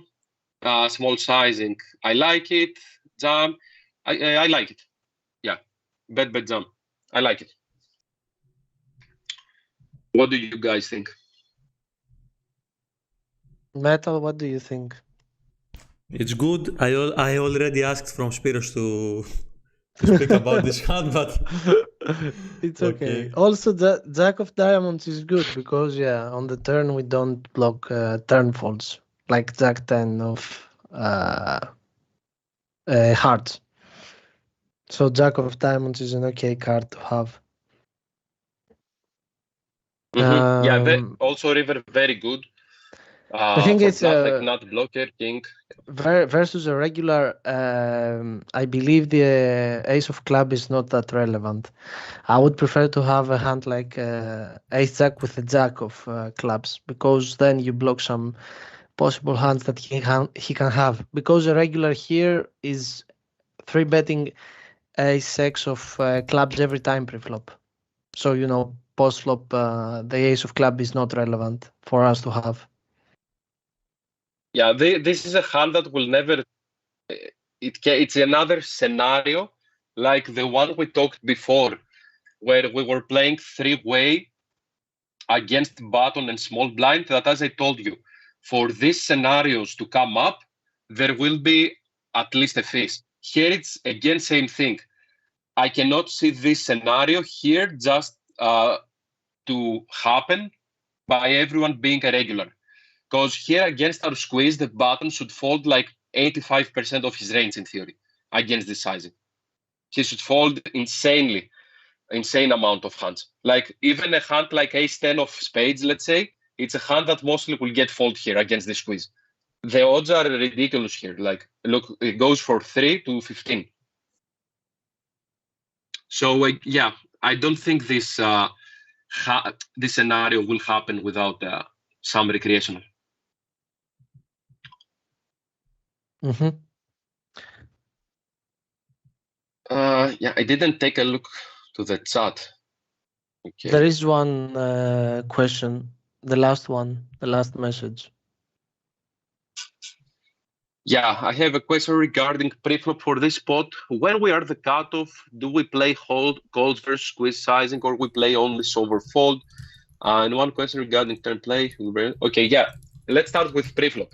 First of all, you should not open 3x. That's the first thing. So cutoff, I would open 2.2 against which if you open 2.2, he will not squeeze that big anymore. He will size down a bit.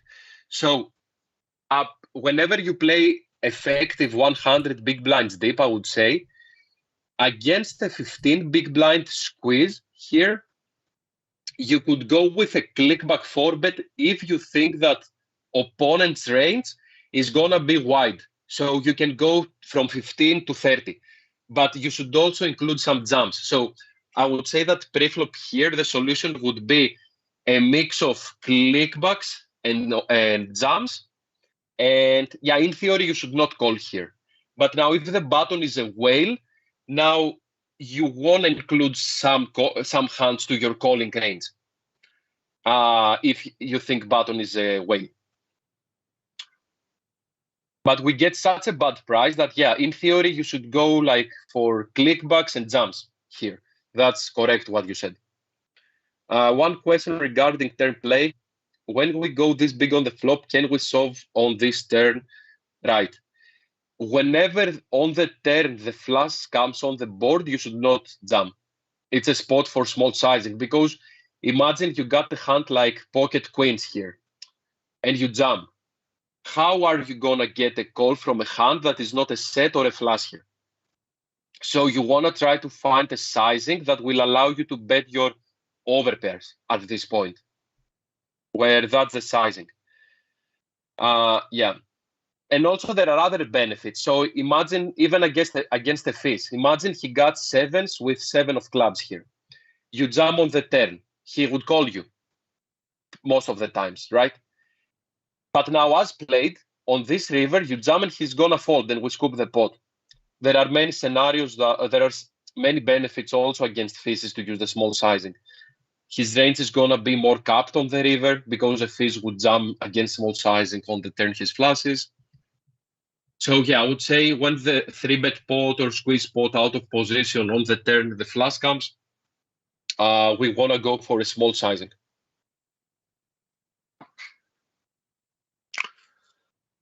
Okay, Poker Freak says, 19 big blinds to 64 on the turn is okay sizing with overpairs, for example.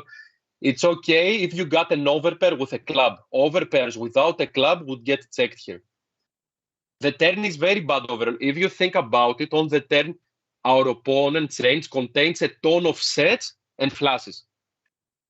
So we need to check decent amount here on the turn. We need to check a lot and be careful. Also, in theory, you should trap sometimes here, etc., etc. But as I told you, if our opponent is not capable of bluffing, trapping makes no sense.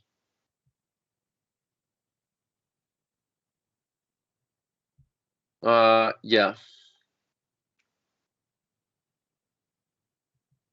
Okay, makes sense. Straight completing card, flush completely out of position, was play small sizing in general. Yes, yes, exactly.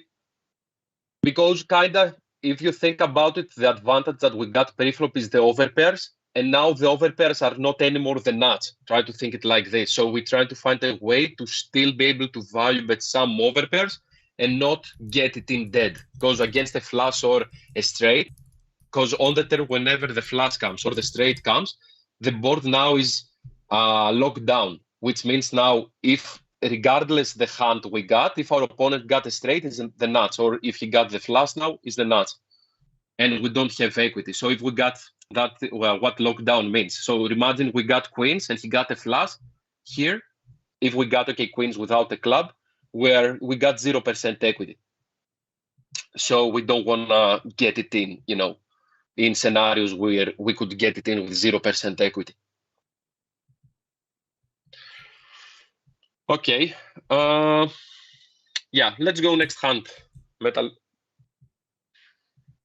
A moment.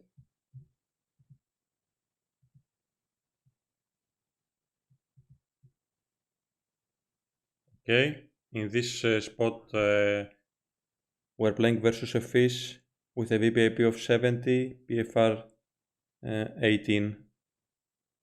This time Spiros is gonna speak first. Okay. It's okay.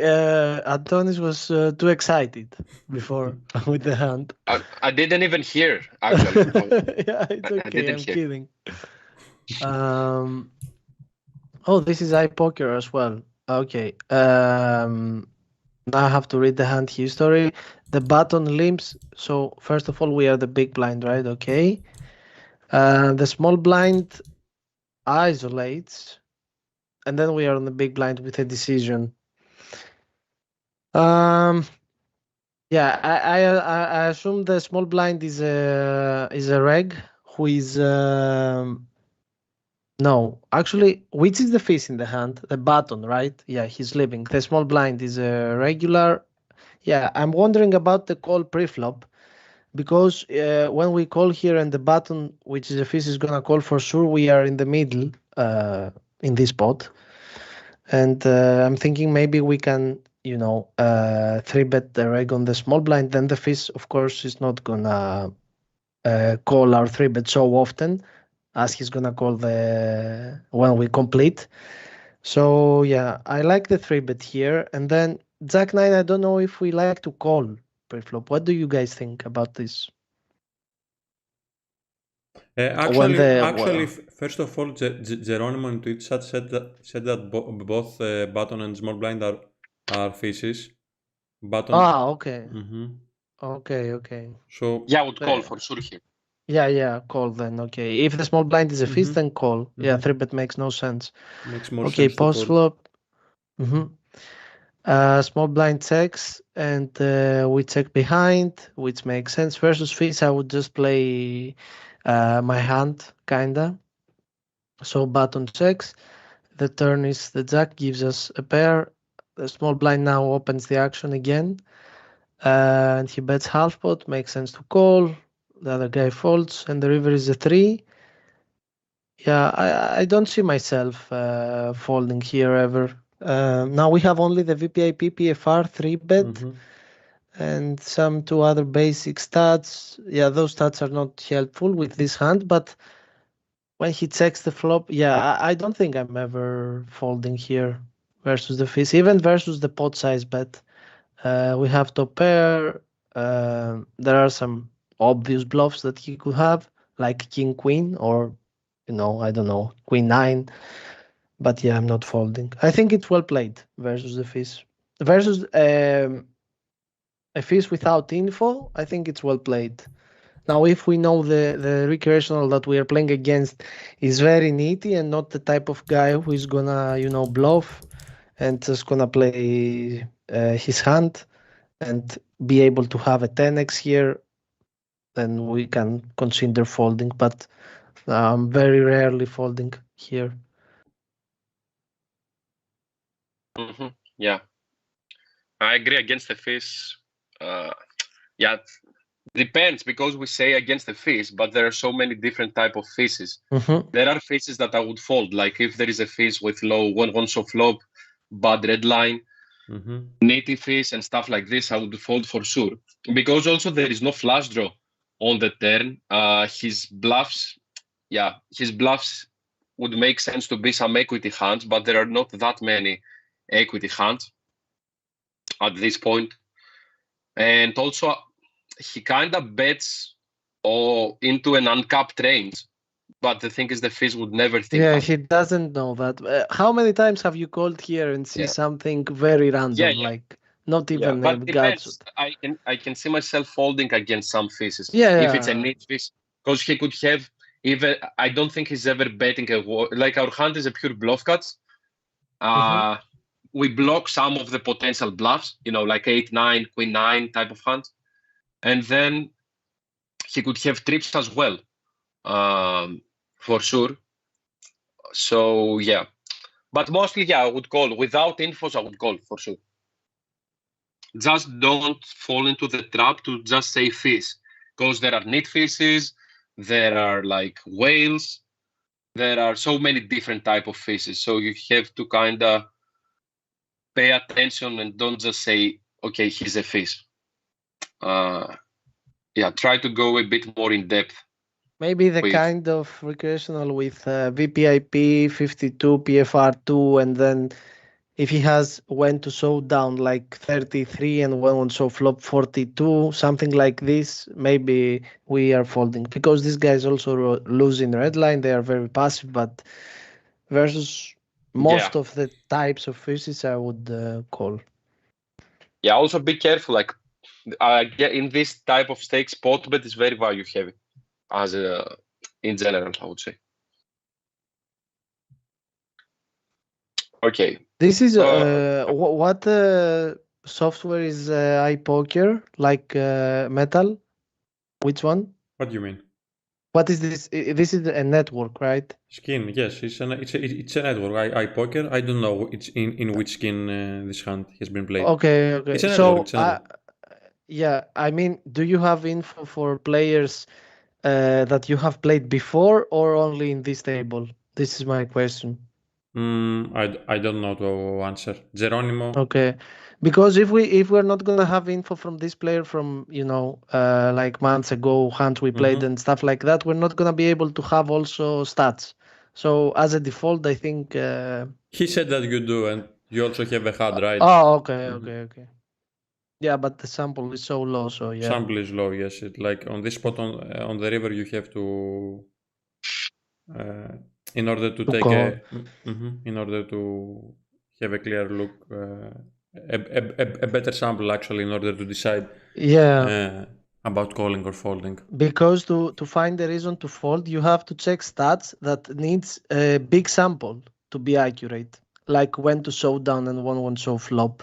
These stats needs a lot of hands to be accurate. Yeah. Are there also anonymous tables on iPoker? I think there are both.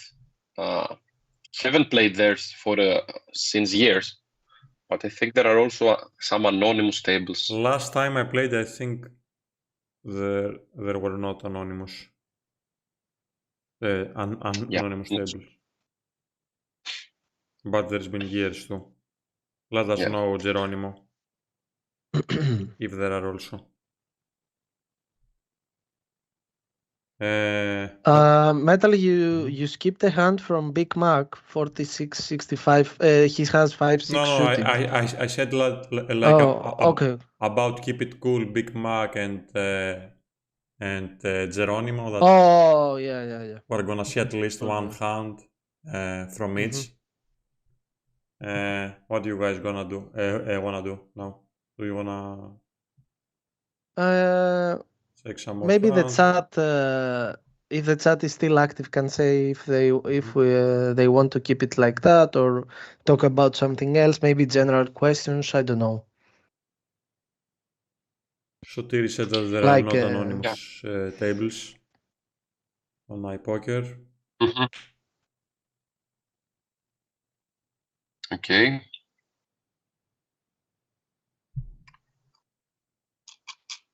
I don't see any questions. let's see ever your biggest funds to 2023.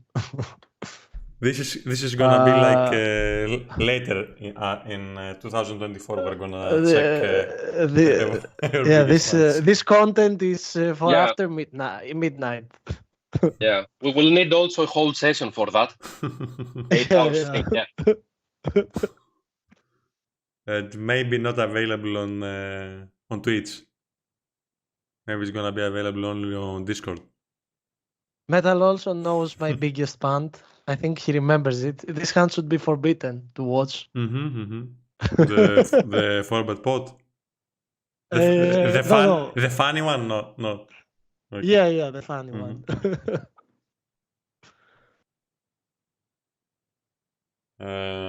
Okay. So that's the last hand that we will see. Maybe you wanna do you wanna check another one? I don't know. Like If you check Discord, we're streaming about 2 hours now. Yep. Yeah, 2 hours is okay. there is a question in the chat. Finally, there are people here. He asked me if I believe GG NL25 can be beatable without any rakeback.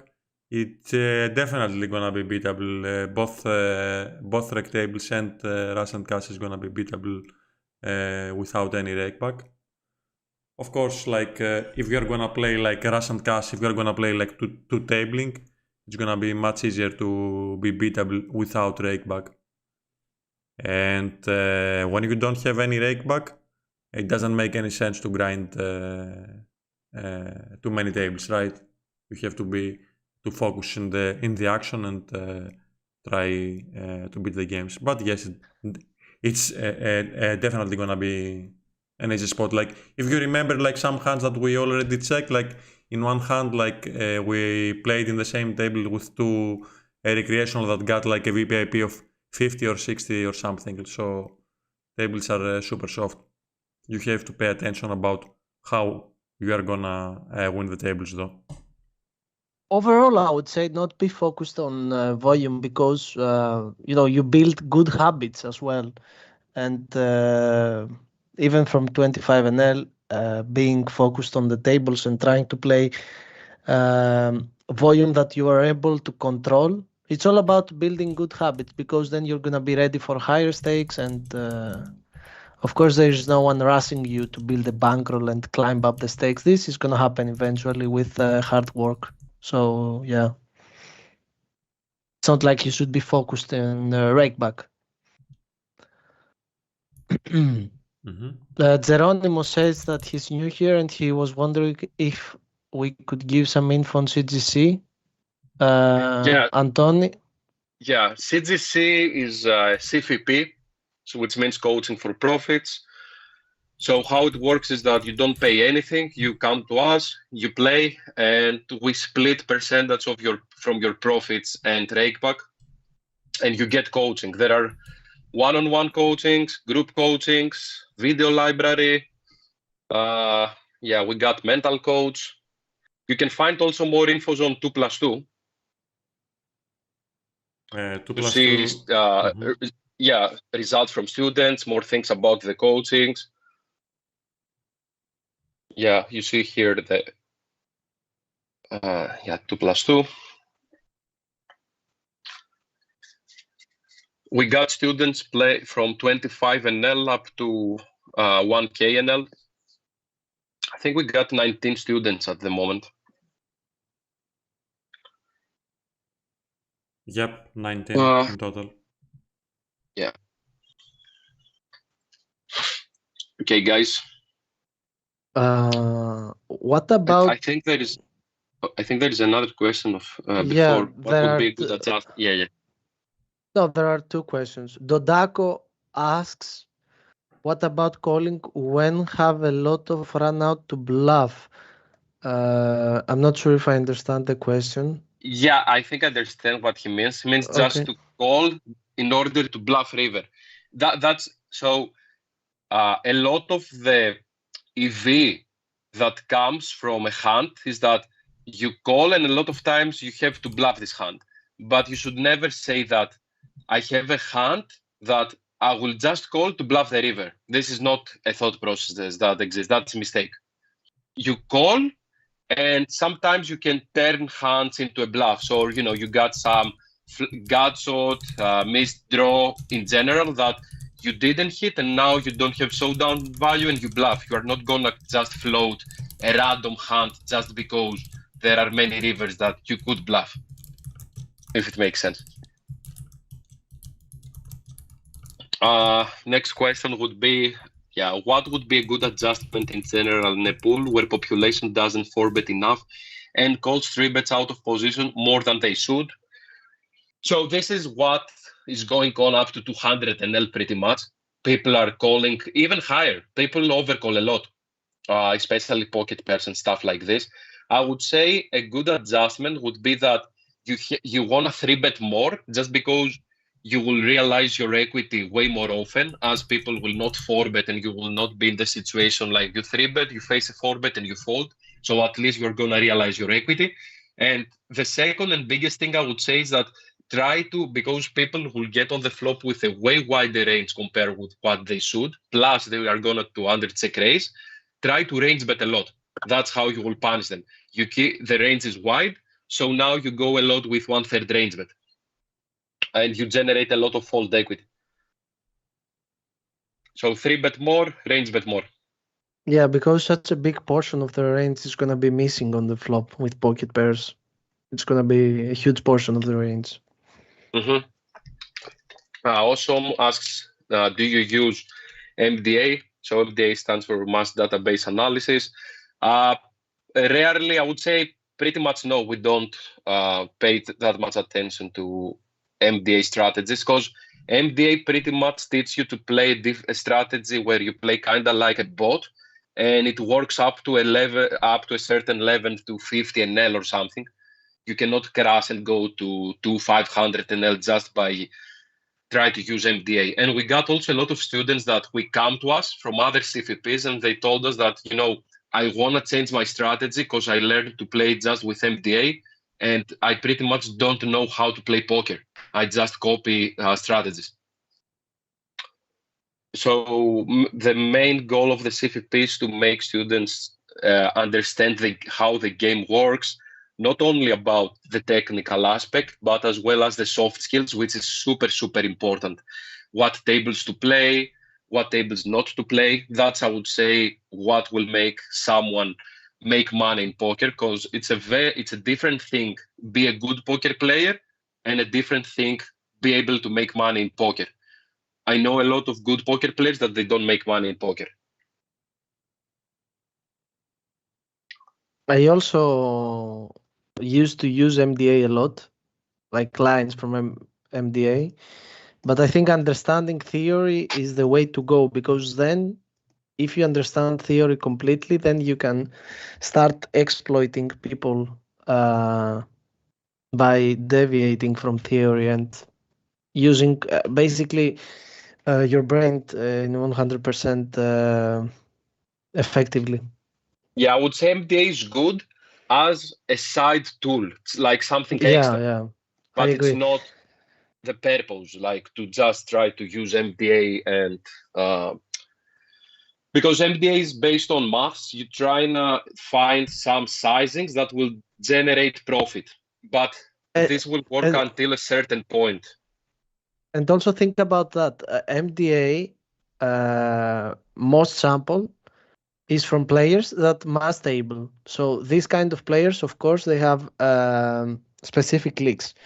But when you go up the stakes, these players start to disappear. So MDA is not going to be that useful when you go up in stakes, because you won't see like mass multi-tablers in the same frequency like you see in 100 NL when you play 1K NL.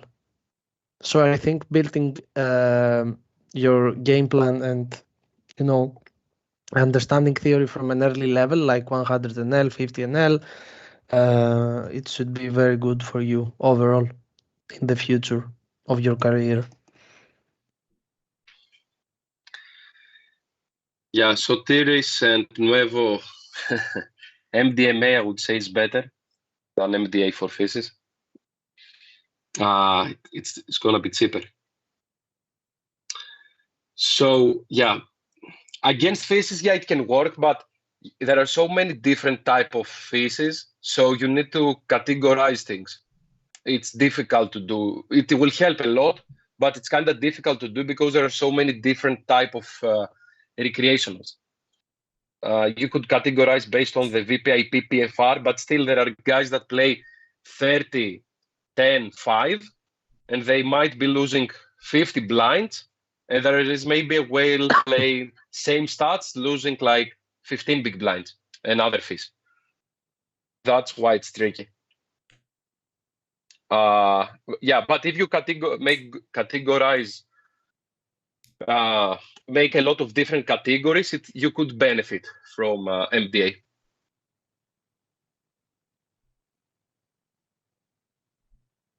But it's a side tool, I would say. Like, that's why we don't focus that much on MDA or MDMA or MMA. MMA. Yeah. Good versus tilted ranglets. Yeah, I myself had a small experience with MDA. I joined Sotiris MDA Sprint versus Fizz, but not all Fizz. Yeah, exactly.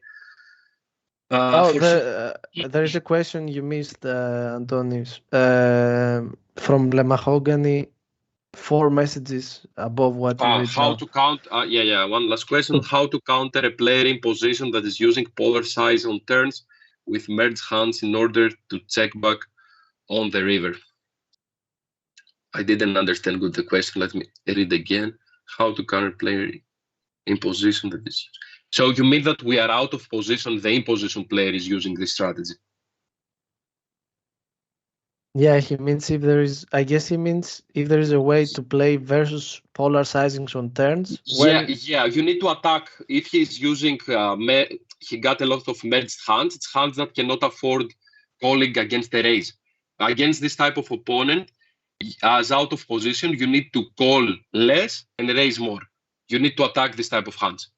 Because this guy, what he wants, it's a scared hand that wants to check back river. We will not give you the opportunity to check back your river because we will not call, we will fold a lot, and we will raise a lot.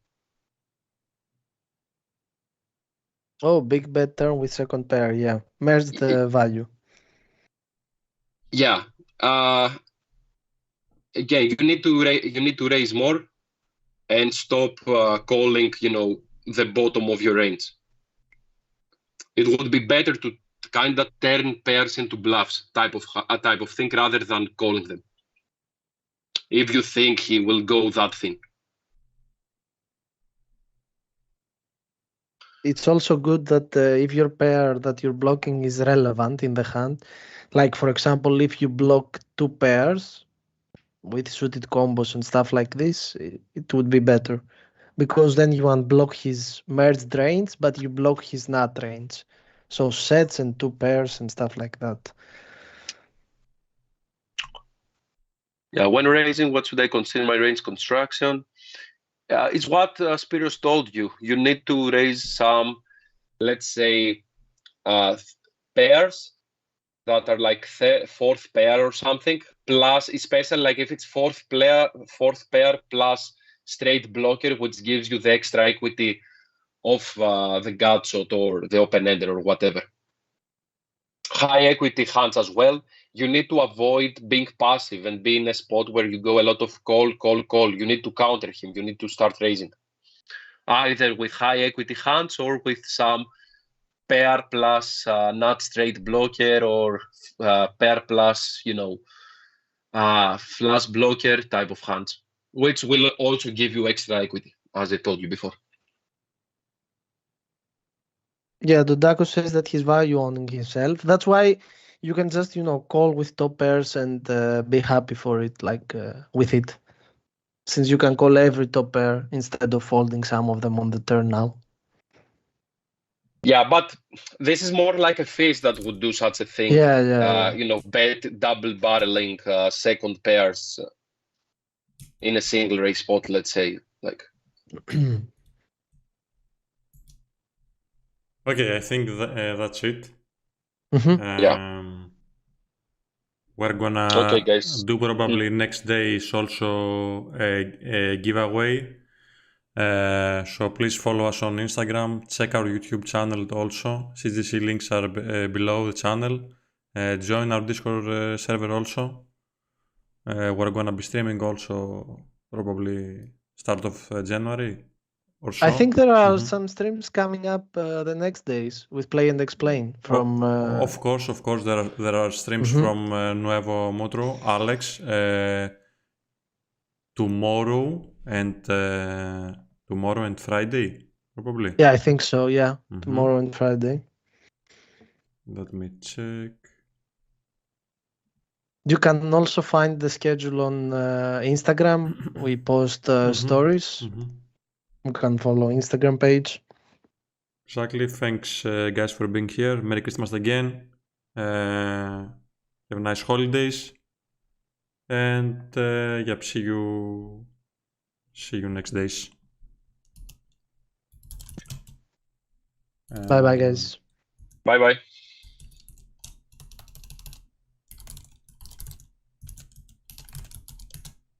I'm gonna be raiding a friend of mine and I'm gonna close the stream.